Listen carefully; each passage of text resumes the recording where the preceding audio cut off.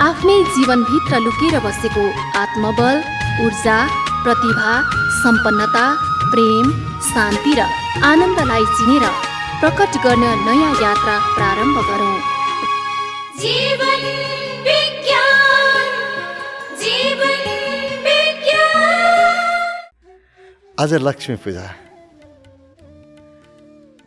सबैमा सुख, शान्ति, समृद्धिको मङ्गलमय शुभकामना। हाम्रो जीवनमा पनि प्रकाश आओस्, उज्यालो छाओस्, आफूले चाहेको कुरा पूर्ण होस्। धेरै धेरै शुभभाव। हामी हरेक साल तिहार मनाउँछौँ, लक्ष्मी पूजा गर्छौँ। तर यो लक्ष्मी पूजा यो गर्दा के नगर्दा के, गरेर के फाइदा भयो के भएन, त्यतातिर हामी लेखाजोखा गर्दैनौँ। वास्तवमा अलिकति फर्किनै पर्छ। मैले गरेको पूजा मिल्यो कि मिलेन हेर्नुपर्छ थोरै। यो अत्यन्तै महत्त्वपूर्ण छ। यो वैज्ञानिक विधि हो।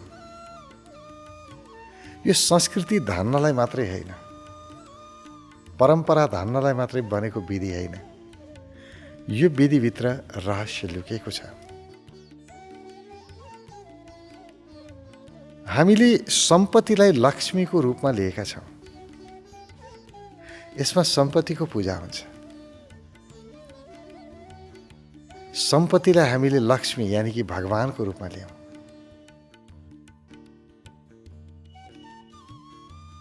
अब सम्पत्तिलाई हामी कति सम्मान गर्छौँ। लक्ष्मीको दुरुपयोग त गर्नु भएन नि। हामीले व्यवहारमा पूजालाई ल्यायौँ कि ल्याएनौँ सबभन्दा महत्त्वपूर्ण हो। ज्ञान व्यवहारमा आउनुपर्छ, पूजा व्यवहारमा आउनुपर्छ। एकैछिन लक्ष्मीको पूजा गरेर मेरो कर्तव्य पुरा भयो भन्ने होइन। यो त सिकेको मात्रै हो, वर्ष दिनभरि प्रयोग गर्नुपर्छ। हामीले सम्पत्तिलाई लक्ष्मीको रूपमा ल्याउँ, सम्पत्तिको पूजा हुन्छ। किनभने सबैभन्दा शक्तिशाली नै सम्पत्ति छ। पैसा नभई केही हुँदैन। जे गर्नु पर्यो नि पैसा चाहिन्छ। यो जगतमा सबैभन्दा महत्त्वपूर्ण केही छ भने पैसा नै छ, त्यही देखिन्छ। साधु सन्तदेखि राजा रङ्कसम्म सबैलाई पैसै चाहिएको छ। सबै पैसाको पछाडि भाग्या छ। सारा दुनियाँ जगत पैसाको पछाडि भाग्या छ। सबैभन्दा शक्तिशाली केही छ भने त्यो सम्पत्ति छ। र हाम्रा पूर्वजले त्यही सम्पत्तिलाई भगवान माने, त्यसैलाई पूजा गर्न सिकाए। र जसको हामी पूजा गर्छौँ, जसको बार बार याद गर्छौँ, त्यही प्राप्त गर्छौँ। मनोविज्ञानले यही भन्छ। मनोविज्ञान भन्छ तिमी जसको बार बार याद गर्छौ, जसलाई सम्झिरहन्छौ, आफ्नो मानसपटलमा जसको चित्र बनाइरहन्छौ, त्यही चित्र साकार हुन्छ, त्यही प्राप्त हुन्छ। त्यसकारण लक्ष्मीको याद गर्नु कुनै एउटा आकृति मात्रै होइन। लक्ष्मी वैभव हो। लक्ष्मी सम्पन्नता हो। आफ्नो सम्पन्नताको याद गर्ने, म सम्पन्न छु अनुभव गर्ने। त्यसै गरी हामी महिलालाई पनि लक्ष्मीको रूपमा लिन्छौँ। छोरीलाई हामी लक्ष्मी सरह पूजा गर्छौँ। श्रीमतीलाई गृह लक्ष्मी भन्छौँ, घरकी लक्ष्मी। जुन व्यक्तिले महिलाको सम्मान गर्छ, जुन घरमा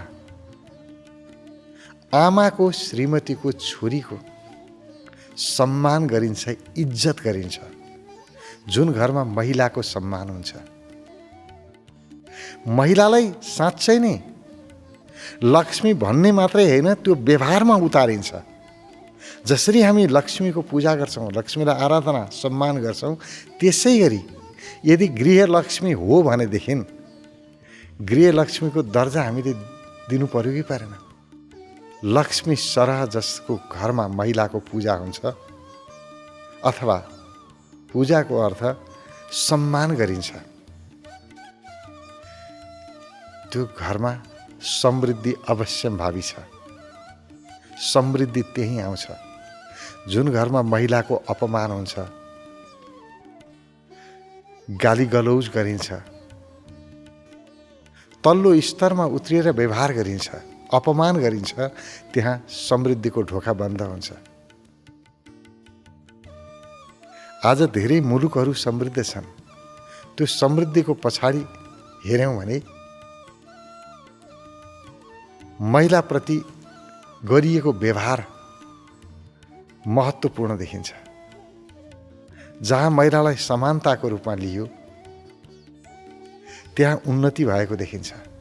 महिला पुरुष दुवैको बल, दुवैको शक्तिले काम गर्यो, छिटो प्रगति भयो। जहाँ महिलाको अपमान गरिन्छ त्यहाँ त प्रगति रोकियो। हेरौँ व्यवहारमा जहाँ देखिन्छ, प्रष्टै छ नि त, देखिएकै छ। जहाँ जहाँ महिलाको अपमान गरियो त्यहाँ त्यहाँ दुर्गति सुरु भएकै छ। हाम्रा पूर्वजले महिलालाई लक्ष्मीको रूपमा लिए र हामीलाई त्यही व्यवहारमा ल्याउन भने, तर हामीले व्यवहारमा लिएर आएनौँ। भन्ने बेलामा गृहलक्ष्मी भन्यौँ, महिलालाई लक्ष्मीको रूपमा खुसी भएको बेलामा मात्रै भन्ने गऱ्यौँ, व्यवहारमा चाहिँ छैन। त्यसै गरी सम्पत्तिलाई पनि पूजा गऱ्यौँ, लक्ष्मीको रूपमा ल्यायौँ, तर व्यवहारमा छैन। व्यवहारमा सम्पत्तिको दुरुपयोग भइरहेको छ। लक्ष्मीको दुरुपयोग गर्न कहाँ पाइन्छ र? सदुपयोग गर्नु पर्यो नि। जसले सम्पत्ति, मैले कमाएको सम्पत्ति खर्च गर्दाखेरि मेरो र जगतको हित हुनु पर्यो। हामी त आफ्नै अहितमा सम्पत्ति खर्च गरेका हुन्छौँ। लक्ष्मी हो नि सम्पत्ति। त्यो सम्पत्तिको दुरुपयोग गरौँ त मादक पदार्थमा खर्च गरेको छ, जसले शरीर ध्वस्त बनाउँछ। धुम्रपानमा खर्च गरेको छ, शरीर नष्ट बनाउँछ। दुरुपयोग हो। हामी लक्ष्मी पूजा भन्छौँ अनि जुवातास खेल्न जान्छौँ। जुवातासमा सम्पत्ति लगाउनु त्यो सम्पत्तिको सम्मान हो त? त्यो अपमान होइन। लक्ष्मी भन्ने अनि लगेर जुवामा हाल्ने। भन्ने बेलामा लक्ष्मी है, सम्पत्तिको पूजा गर्ने। घरमा सबै हामी भयभरको सम्पत्ति राखेर, पैसाहरू जे जस्तो छ राखेर पूजा गर्छौँ। पूजा गरेको छ अनि आफूले पूजा गरेकोलाई लगेर जुवाको खालमा लगेर राखेको छ। व्यवहारमा आएन। व्यवहारमा लक्ष्मी पूजा आएन। व्यवहारमा आउनुपर्छ। अर्को, लक्ष्मी सफाइको प्रतीक, सुन्दरताको प्रतीक। जहाँ सुन्दरता छ त्यहीँ लक्ष्मी छ। जहाँ उज्यालो छ त्यहाँ लक्ष्मी छ। एक दिन लक्ष्मी पूजाको दिन मात्रै घर सफाई गरेर हुन्छ र? व्यवहारमा आउनु भनेको के हो? सधैँ अभ्यासमा आउनु। जहाँ सफाई हुन्छ सम्पत्ति त्यही आकर्षित हुन्छ। याद गरौँ, जुन जुन देशहरू समृद्ध छन्, सम्पन्न छन्, त्यहाँ अरू केही पनि छैन, मात्रै सफाई छ, सुन्दरता छ। उनीहरूको सहरमा गयो भने कहीँ फोहोर देखिँदैन। कति व्यवस्थित देखिन्छ। सफाई देखिन्छ, उज्यालो देखिन्छ। जुन जुन सहरहरू, जुन जुन देशहरू कमजोर छन्, गरिबीमा छन्, त्यहाँ फोहोरै फोहोर देखिन्छ। जहाँ गयो त्यही दुर्गन्ध, अन्धकार। यसको अर्थ सफाई नै समृद्धिको प्रतीक हो। र हाम्रा पूर्वजले लक्ष्मीलाई आकर्षित गर्ने विधि सिकाए। बाबु सफाई गर, उज्यालो बनाऊ, सबैले देखुन्, थाहा पाउन्। तिमीले बनाएको सुन्दरता पनि अरूले देख्नुपर्छ नि। देखाए। जहाँ जहाँ पनि समृद्धि छ, समृद्धि के कारणले छ त्यो कारण खोजौं।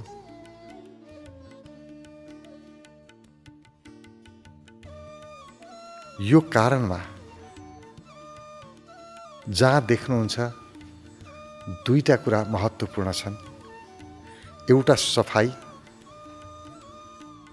अर्को उज्यालो, प्रकाश। एउटा पसल राख्नुभयो भने पनि जतिसुकै महत्त्वपूर्ण सामान राख्नुहोस् न, भित्र जाँदाखेरि अन्धकार छ, अँध्यारो छ, सामान अस्तव्यस्त छ भने त्यहाँ ग्राहक आकर्षित हुँदैनन्। जुन पसलमा उज्यालो छ, सामान व्यवस्थित गरेर राखेका छ, महँगो भए पनि, कम सधैँ सामान भए पनि मानिस त्यहीँ जान्छन्। अँध्यारोमा कोही पनि जाँदैन। उज्यालो जीवन हो। जहाँ उज्यालो छ पुरा प्रकृति उज्यालोप्रति आकर्षित हुन्छ। एउटा बिरुवा लगाउनुहोस्, कोठामा राख्नुहोस्। अहिले त पाइन्छ नि इन्डोर प्लान्ट, कोठाभित्र राख्ने बिरुवाहरू। एउटा कोठामा राखेको बिरुवा पनि जताबाट उज्यालो आएको छ त्यतैतिर ढल्किन्छ। उज्यालो जीवन हो। सबै उज्यालोप्रति आकर्षित हुन्छन्। पुरै प्रकृति उज्यालोप्रति आकर्षित हुन्छन्। घर उज्यालो बनाइदिनु भयो भने लक्ष्मी आकर्षित भइहाल्यो नि, सबै आइहाल्छन्। यो उज्यालो एक दिन बनाएर चल्दैन। पुरै उज्यालो बनाउने कला व्यवहारमा आउनुपर्छ। लक्ष्मीका जति क्षेत्रहरू छन्, हामीले भन्यौँ नि, धनलक्ष्मीको कुरा गऱ्यौँ। धन एउटा लक्ष्मी हो। 8वटा आयामहरू छन् लक्ष्मीका। 8 क्षेत्रहरू छन् जीवनका सर्वाधिक महत्त्वपूर्ण। ती 8 क्षेत्रहरू व्यवहारमा आउनुपर्छ। व्यवहारमा आएन भने केही काम लाग्दैन। एक दिन पूजा गरेर मात्रै चल्दैन। यसको अर्थ पूजा नगरौँ होइन, मजाले गरौँ। यसले हामीलाई फेरि गर्नलाई प्रेरित गर्छ, प्रेरणा दिन्छ। आज मात्रै उज्यालो होइन, मेरो घर सदा सदा उज्यालो होस्। आज मात्रै सफाई होइन, मेरो घर सदा सदा सफा होस्। आज मात्रै मैले सम्पत्तिको पूजा होइन, सदा सदा म सम्पत्तिको पूजक नै बन्न सकौँ। आज मात्रै मैले परिवारको महिलाहरूको इज्जत प्रशंसा आज मात्रै होइन, सदा सदा इज्जत गर्न सकौँ, सम्मान गर्न सकौँ। जुन जुन क्षेत्रमा हाम्रा पूर्वजले लक्ष्मी देखेका छन् अथवा हामीलाई देखाएका छन्, त्यो अत्यन्तै वैज्ञानिक छ। त्यसको सम्मान गर्न जान्नुपर्छ। हामीलाई सिकाएकै त्यही हो। तर हामीले एक दिनमै सीमित गऱ्यौँ। आज गरेपछि भइहाल्यो, फेरि पर्दैन। त्यो आज पनि कहाँ गऱ्यौँ र? मैले अघि नै बताएँ, गृहलक्ष्मी भनेको छ। अब गृहलक्ष्मीको सम्मान कहिले गरेर? जहिले पनि हामी त उही आफूभन्दा कमजोर जो छ त्यसलाई पेल्ने न हो, हेप्ने न हो। उही हेप्ने पेल्ने भन्दा बाहेक केही गर्दैनौँ। जहिले पनि कलह छ, झगडा छ। जुन घरमा कलह छ, झगडा छ, त्यो घरको समृद्धि रोकियो। त्यहाँ लक्ष्मीको बास हुँदैन। तपाईँले परिवारमा हेर्नु न, यो त सत्य हो, वास्तविकता हो, हेरे हुन्छ। जहाँ परिवारमा मेल छ त्यहाँ प्रगति छ, जहाँ परिवारमा बेमेल छ, झगडा छ, त्यहाँ दुर्गति छ, त्यहाँ प्रगतिका ढोकाहरू बन्द हुन्छन्। त्यसैलाई देखेर हाम्रा पूर्वजले गृहलक्ष्मीको सम्मान गर्नु भने होला। हाम्रै हितमा हो नि, हामी सबैको हितमा हो। त्यसकारण यी लक्ष्मी पूजाका विविध पक्षहरूलाई पनि विशेष गरेर व्यवहारिक पक्षलाई याद गर्न जरुरी छ। कुनै पनि विषयका 3टा पक्ष हुन्छन्। एउटा त्यसको सांस्कृतिक पक्ष हुन्छ, एउटा धार्मिक पक्ष हुन्छ, अर्को व्यवहारिक पक्ष हुन्छ, मनोवैज्ञानिक पक्ष हुन्छ। व्यवहारिक पक्षलाई जोड दिनु पर्दो रहेछ। जे पनि छ त्यो व्यवहारमा आयो कि आएन हेर्नु पर्दो रहेछ। व्यवहारमा आएन भने केही पनि काम लाग्दो रहेछ। कुनै पनि विषय, कुनै पनि ज्ञान जति जानियो, जति बुझियो, त्यो व्यवहारमा आउनु पर्दो रहेछ, व्यवहारमा लिएर आउने। र अर्को यसको मनोविज्ञान चाहिँ के हो भने लक्ष्मी पूजाको जे को हामी याद गरिरहन्छौँ त्यही चिज प्राप्त हुन्छ। त्यसको याद गरौँ। त्यो सम्पन्नताको, त्यो वैभवको, अभावको होइन। हामी त अभावको गीत गाएर बसेका छौँ। जहिले पनि यो भन, त्यो भन, म त कमजोर छु, मैले गर्न सकिनँ, मैले त प्रगति गर्नै सक्दिनलाई चाहिँ हामीले मन्त्र बनाएका छौँ। मेरो देश कमजोर छ, यो देशमा बसेर केही पनि हुँदैन, यहाँ केही गर्न सकिन्न, यो देशमा त भ्रष्टाचार मात्रै छ, नराम्रो मात्रै छ, राम्रो छँदै छैन। हामी खालि नराम्रोको याद मात्रै गरेका छौँ। सबैजनाले एउटै भावमा नराम्रो नराम्रो नराम्रो भनेपछि साँच्चै नै नराम्रो हुन्छ। सबैले एउटै भावमा राम्रो भनौँ न, सबै राम्रोको याद गरौँ। सबैको ऊर्जा राम्रो दिशामा जान्छ। प्रगति त्यहाँबाट सुरु हुन्छ, सामूहिक ऊर्जा बन्छ। नकारात्मकताले कहिल्यै प्रगति गराउँदैन। सकारात्मकताको खोजी गर्नुपर्छ। बिग्रियो भत्कियो मात्रै होइन, बन्छ र बनाउन सकिन्छ, यतातिर दृष्टि जानुपर्छ। जहाँ निर्माणतिरको ऊर्जा सक्रिय भयो, जहाँ सकारात्मक ऊर्जा सक्रिय भयो, लक्ष्मीको वास त त्यही हुन्छ। त्यो उज्यालो पक्ष हो कि अनि हुँदैन, भत्कियो, सक्दिन, गर्दिन, यो अन्धकार हो, यो अँध्यारो पक्ष हो। त्यसकारण अँध्यारो पक्षलाई आउन नदिने, उज्यालो पक्षलाई बढाइदिने। हामीलाई यो पर्वले यही सिकाएको छ। तिमी समृद्धिको कामना गर, समृद्धिको याद गर, त्यसैको अभ्यास गर। आफ्नो जीवनमा गर्न सक्छुको उज्यालो,